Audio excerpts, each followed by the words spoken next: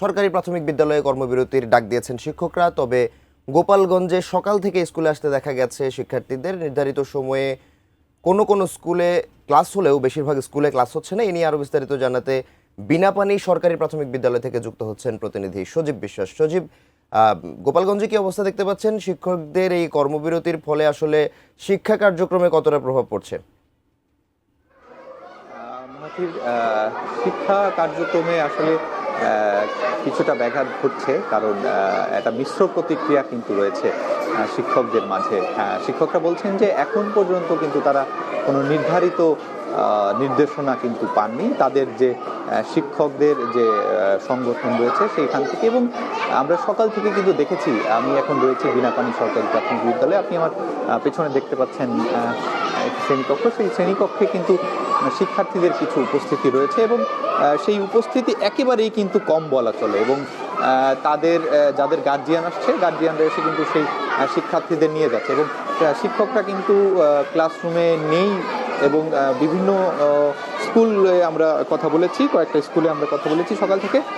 আমরা এর আগে কিন্তু ছিলাম SM সরকারি প্রাথমিক বিদ্যালয়ে, সেখানে কিন্তু শিক্ষার্থীদের উপস্থিতি ব্যাপক আকারে ছিল এবং শিক্ষকরা আমরা দেখেছি যে কোনো কোনো শিক্ষক ক্লাস নিয়েছেন।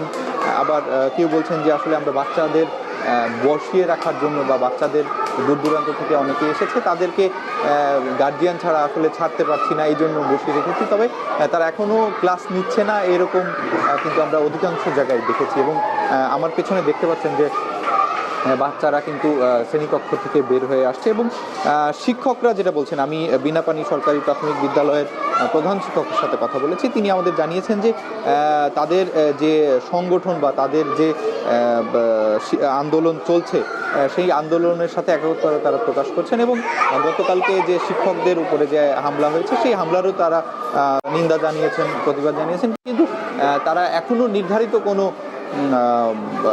লিখিত বা নির্ধারিত কোনো নির্দেশনা পাননি বিধায় কিন্তু এখন পর্যন্ত তারা ক্লাস না নেওয়া থেকে বিরত রয়েছেন। এবং আমাদেরকে জানিয়েছেন যে যদি কোনো নির্ধারিত লিখিত বা নির্ধারিত নির্দেশনা থাকে পরবর্তীতে আমাদের সাথে কথা বলবেন বা জানিয়ে দেবেন। এবং আগামীতে যে নির্দেশনা আসবেন সেই নির্দেশনা কিন্তু তারা কার্যক্রম করার জন্য তারা